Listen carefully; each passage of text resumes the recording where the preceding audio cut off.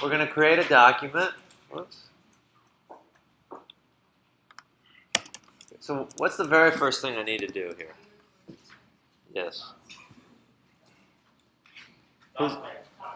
What do I do? Yeah. Oh, I need to do this, right? Oops. Doc type HTML. Alright, so hopefully we all got this far. Then we need to have HTML. And so what goes inside of our HTML? What's the two main sections? A head and a body. Head and the body. Cool. And it says that make sure to include a title in the head and title in the head. So what's it? Can somebody tell me what a title does? It's like what shows up in the tab. Yeah, it shows up in that tab, right? So I'll say, like the Corey story. Right? Story have? No. Okay. I can't spell. I can finish a sentence though. Open HT.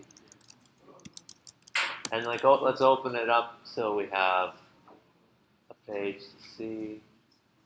Where did it open? Oh, it's opening. It opened over here. Excellent. And we have nothing in there. Command Option I. But I can see that I have some element in here. Right. My head has the Corey story. So we've got some stuff. All right. Cool. Is this big enough, by the way? I can make it one bigger. Just when it gets too big, it starts to get kind of like confusing where I am. Okay. Next thing it says, there should be an H1 who says who you are. All right, so that's going to go inside of the body, right? So we're going to say H1, and we'll say Corey Ladovsky's page. Excellent. At the bottom of the page, there should be a link tag that takes you back to the top. So, okay, so who can tell me how to do that?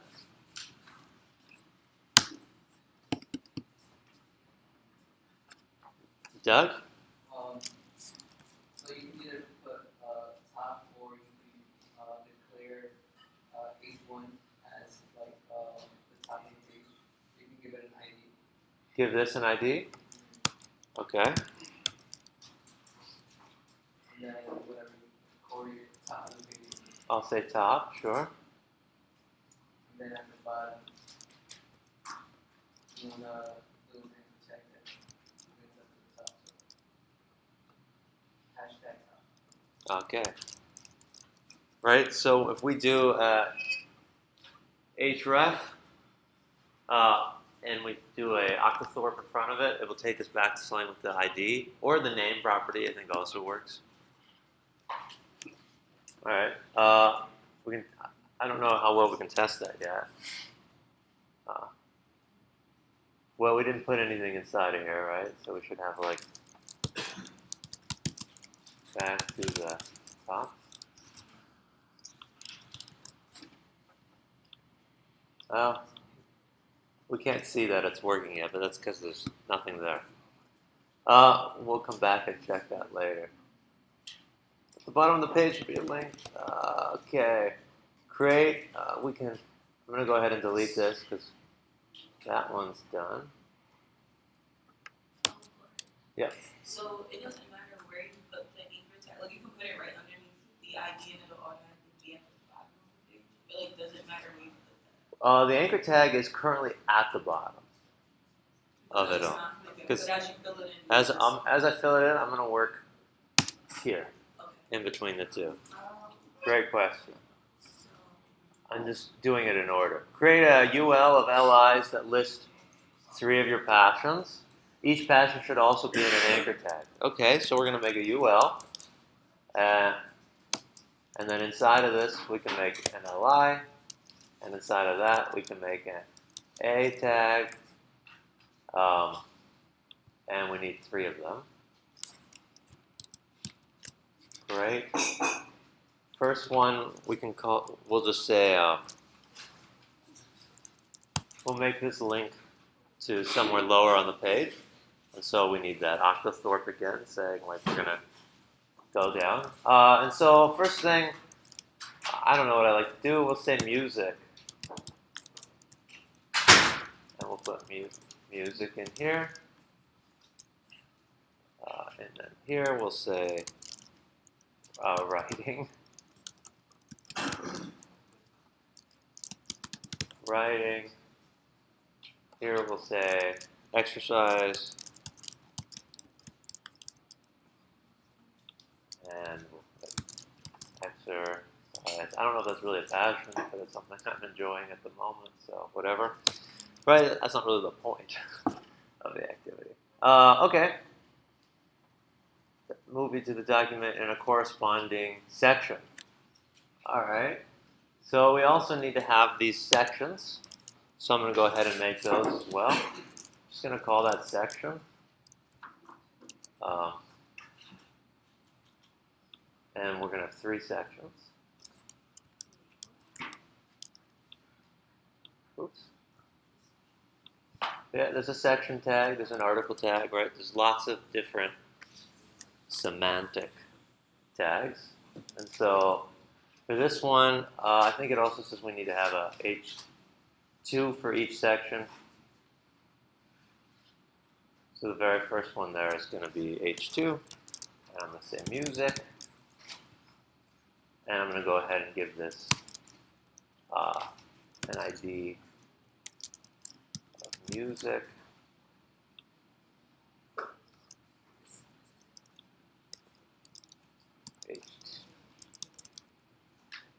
I forgot what the other one was. Writing. Idea. Writing, right? So this is the same as pretty much what was at back at the top, right? I think this will work, right? Doug, does this work? Yeah. Okay.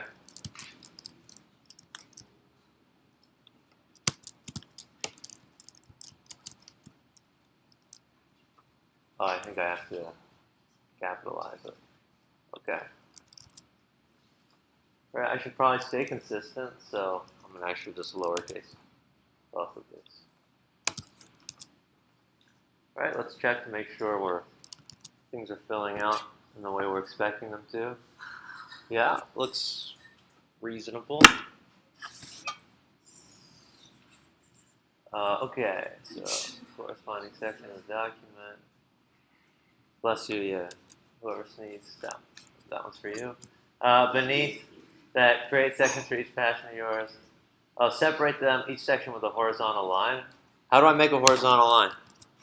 Rob? HR. Yeah, all right. We can add an HR in here. So at the bottom of every section.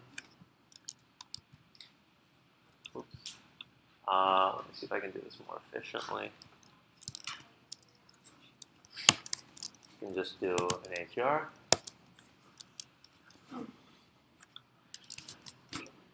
Great. It's working. Each section should have an H2 and a paragraph of your passion. Whoa. Okay. So I'm not gonna like really write paragraphs, right? But we'll just do a P tag. Say, let's go find stuff about music.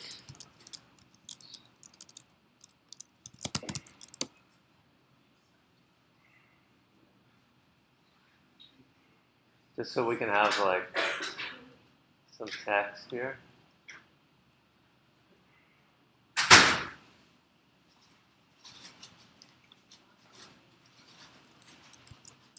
Right. The point of the exercise isn't really to like write. We'll do writing.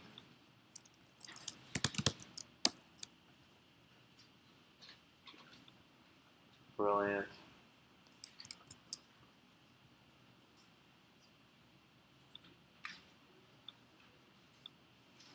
Oh, I actually put this before my H tag, right? So that's got to go down to the bottom.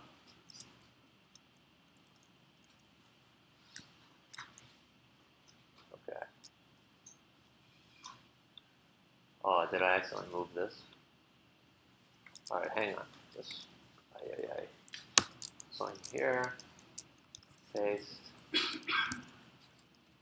So we have lots of writing. This P tag is a mistake, has to be moved back up to the top.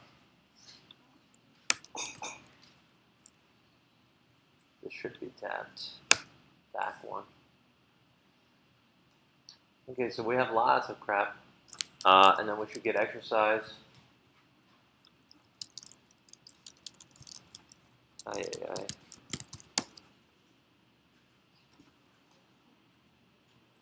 So I guess there's not really a lot of information about exercise on Wikipedia.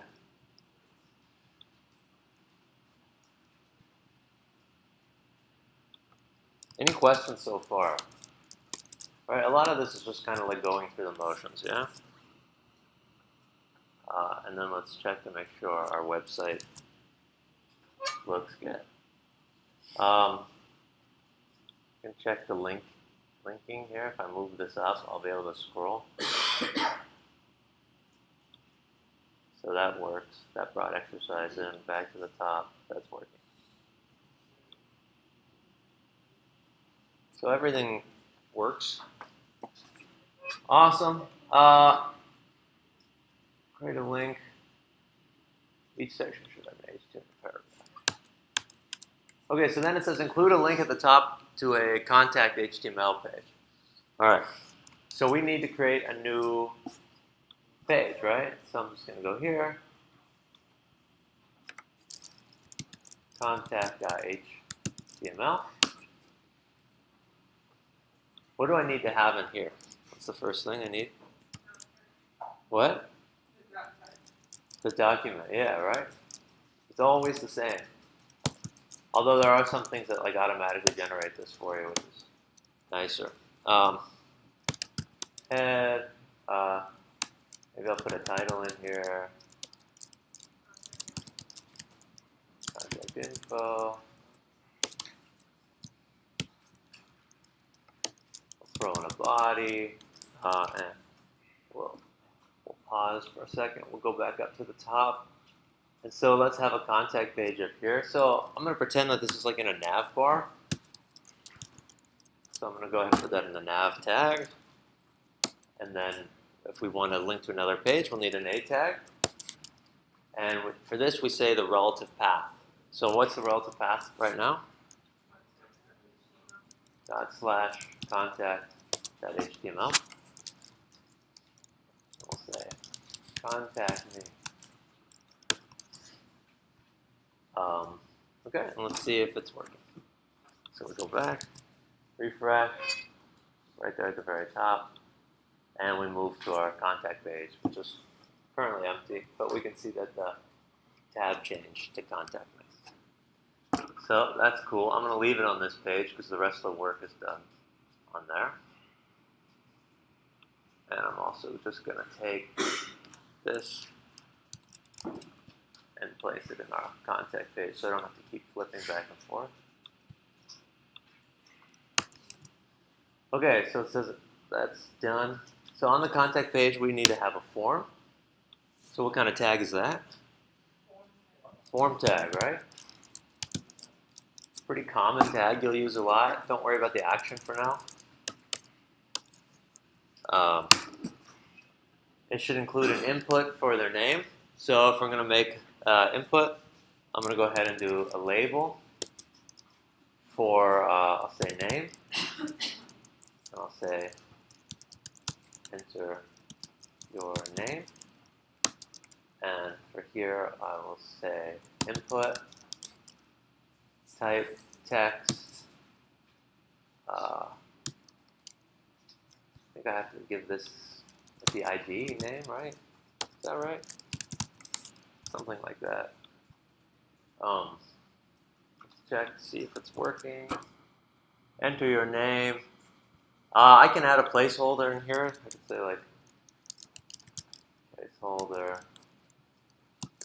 name. But placeholders make it so you can see name inside of the box before you type something. So if it's empty. Okay. Should include a text area for their message. What would be a good tag for that? Huh? Is there a message tag? It's going to be text area.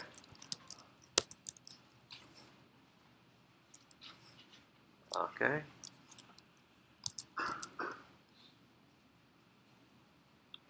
I'll label this too.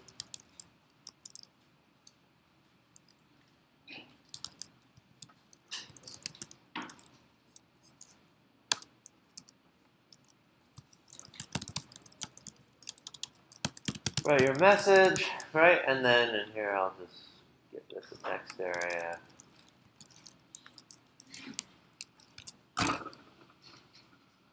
We'll check our work. Okay, looks pretty good. I know it's visually pretty unattractive. I wouldn't worry about that at this point in time. That's going to be something we'll do with CSS. If I'm really unhappy, though, I guess I could throw in a quick line break. That way they'll be on at least separate lines. Okay, and then it says we need to have a submit button. So let's go ahead and make that. How do I make a submit button? Anybody know? Yeah, Rob?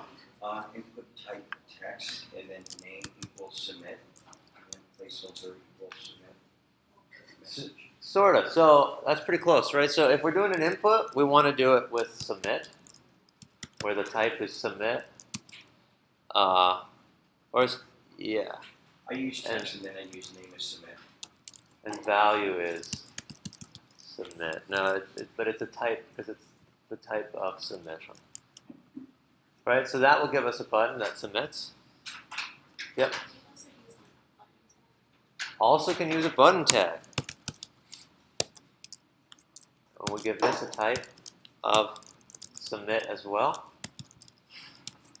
And in here we can write second way to submit. Both of those will turn into buttons. Okay, they're inside the form. If I click it, I think something weird's going to happen. Yeah, it refreshes the page because there's a default thing that happens with forms in HTML, which we'll get into later, not right now. Okay, so if yours is weird when you click it, that's fine for now. Okay, almost done. A radio button that asks whether or not they should reply. All right, let's do that. We'll say like, well, let's throw a line break, and I'll say like, do you want a reply? And we can say input. And look, this one fills in a lot of things for me. Input radio. And these all have to have the same name, so I'll say like reply. And I will put a yes here. And a no here. And let's check it out. Do you want to reply? You can see I can click yes, or I can click no. Not both, just one or the other. That's how a radio button works. What would I use if I wanted to have the option of selecting multiple ones at a time? Checkbox, Nilber says. Agree? Yes. Let's just see what that would look like. So instead of radio, I'll make it say checkbox. And we can see what the difference of that is. So now we can select multiples. Okay? These are like just little things that you'll get used to seeing. Okay. It also says for us to add a picture somewhere of our favorite flower or animal. I don't really know. I don't have any favorites.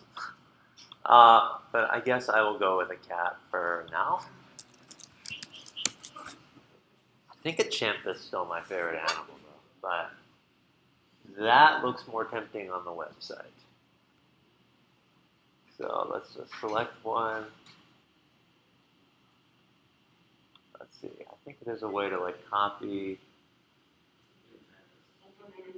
image address. And so just at the very bottom, I'm going to add a random image. And inside of our source, I'm going to put this long thing here.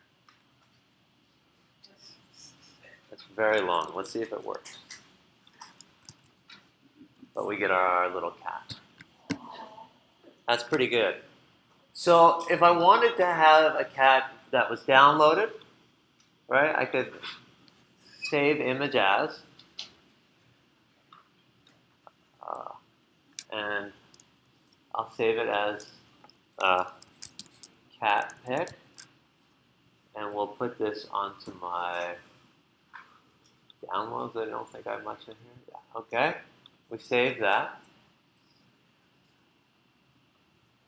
And then I'm gonna, oh, actually, let's try it again. And let's just save it directly into this folder.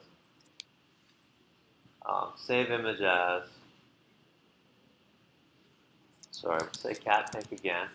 And we'll go into desktop. We have 6.4 lecture notes, unit 2, HTML continued, and in there we're going to save it. All right, so what happens when I do that? Well, now if we go into our things, we see, we should see, we should be seeing a cat, but we're not. That's interesting.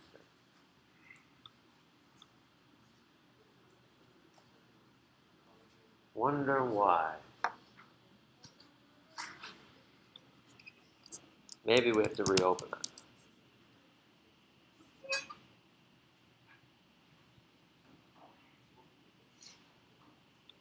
Yeah, so the cat doesn't seem to be there at the moment. Don't know why. But I also saved it to my downloads, and so I'm not going to waste too much time on that. So I'm just going to take the cat pic and drag it in. Where's it going? There we go. Okay, so now I have the cat pic in there.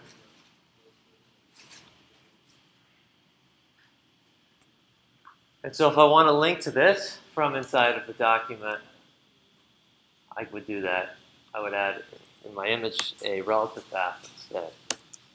So I'm going to go ahead and say image. And this is going to be ./catpic.jpg.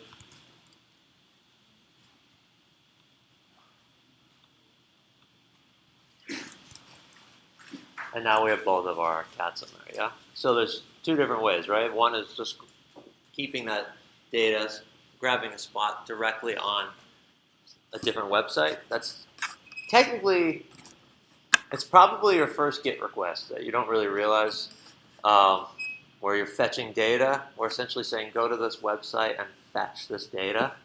That will mean more later. And while the other one is we're just getting it from our file. Ashia. So when you're adding a picture, are you copying the image address or are you copying the link address? Image address. But you can also just download it. Is that everything in the warm-up? Let's see. Yikes. Okay, that is. Any questions on that? Okay, so another aspect of HTML that I think is pretty important to learn. So I'm just going to keep building onto this in here. It's something called a select tag. This is also something you'll see a lot. Have we seen them already or no? Yeah, in the lab? Okay. Did we see them in the lab? Yeah. Yeah, okay. Some people might have just know them already. All right. So a select tag is pretty cool. You just write select. You can name it. You can ID it, right? And inside of this is where we put our options. Our option tag, which will take in which can have some kind of value or whatnot, right? So I'm gonna go ahead and say like here, like favorite ice cream flavor, and inside of here I'll put chocolate. Do another option. We'll put vanilla. These are all kind of boring. We'll go strawberry. Let's really throw one out there for people who are paying attention. We'll say ants. Okay. So we got to go back to our HTML page. So I'm just gonna copy path for that. I'm going to here, displace it.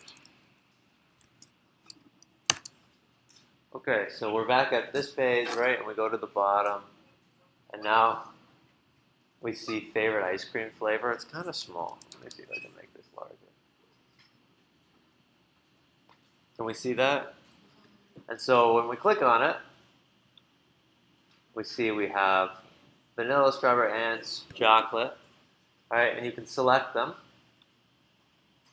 And it's kind of like a radio button in a sense, right? But this would be more like if you had lots of options, right? Because if you have like 1, 2, 3 options, like radio button makes sense to use. But if you had like where you've probably filled out a form and they're like, what country are you in? And you click it and you see the list of all the countries and you select United States or wherever you are, right? Like that would be crazy if that was radio buttons, because we would have like 50 radio buttons and someone would be scrolling all the way through this page, right? So the select box is a lot better for that. Right, we can add another option where it says what we're doing. We can say like, pick your flavor, and we can make sure that this is disabled. So if you say that it's disabled, when we click on it, it's that like grayed out text that you can't actually select.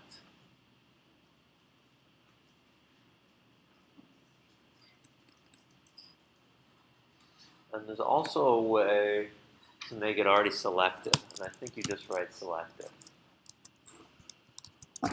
Hopefully. So now, when you click it, it's like, oh, pick your flavor.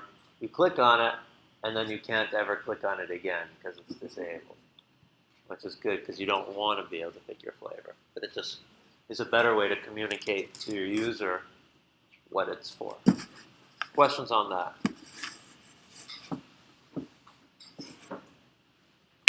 Any questions on any HTML? This is about, like, there's still more HTML things that we'll learn just throughout, but this is pretty much the end of the basic HTML tags.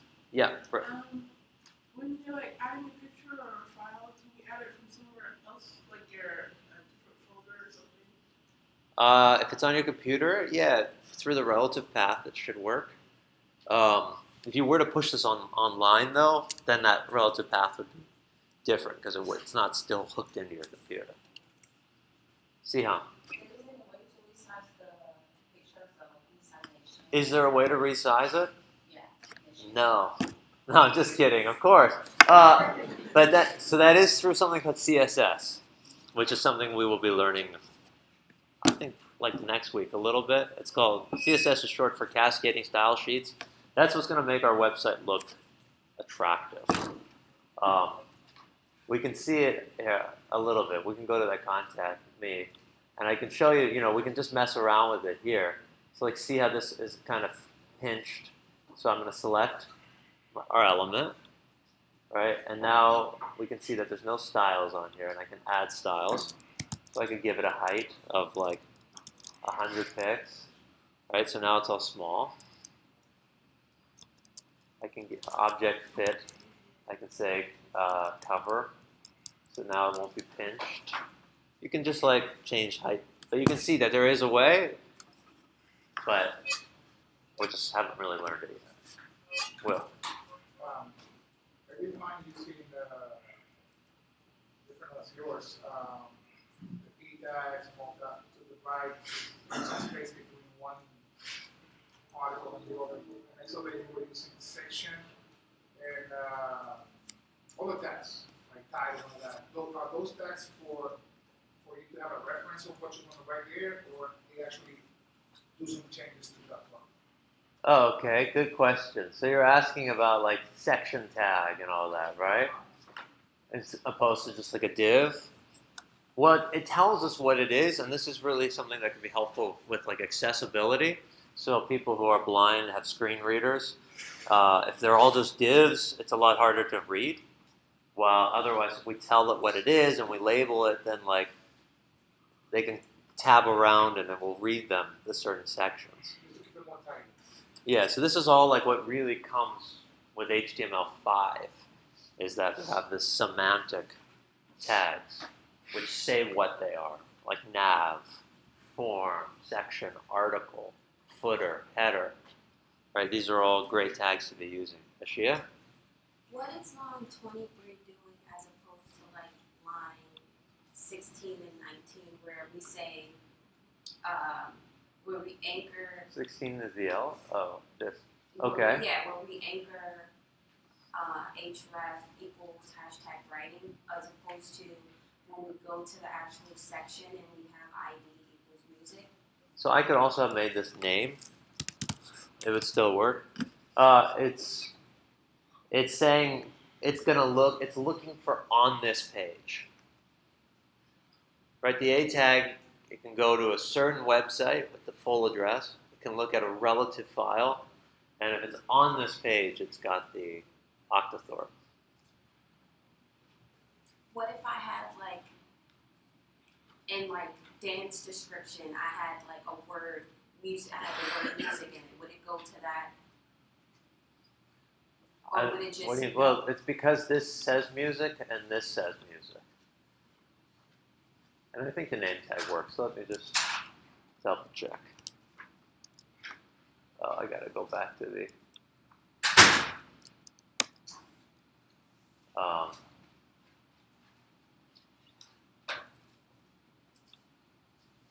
yeah, it still works. Great. What? It's looking for something with some kind of ID that matches this. Right? So IDs, classes, these are all something that we'll see a lot more of with CSS. But for now, you can just think of it as like your identification. So it's like saying like, hey, I'm looking for something with the ID of music. So it's two parts. So I couldn't just have line 16 and not have the ID going to writing. Right, well, because that's the whole point of having the A tag here, is that it's going to jump us to a different spot on the page. So we have to tell it where it's going to jump it. We have to connect those somehow. Britt, you had a question. Oh, is there a tag to like manage the size of your font? That's going to be a CSS thing. Yeah, right now we're kind of just changing font size with H tags, but in CSS it'll just be font size. Ashia. When is it I say useful to use div versus paragraph? If it's a paragraph, if it's a paragraph of writing, you should use a paragraph tag. Div is if there isn't another name tag, then you'll use a div. All right. Oh yeah, Kiara. Yep. I could put divs around it. This just wouldn't be helping me in any way in this situation. Good question. Individually. Okay, so let's just take a break for about 5 minutes, all right? And then I guess we're gonna learn some DOM stuff, okay?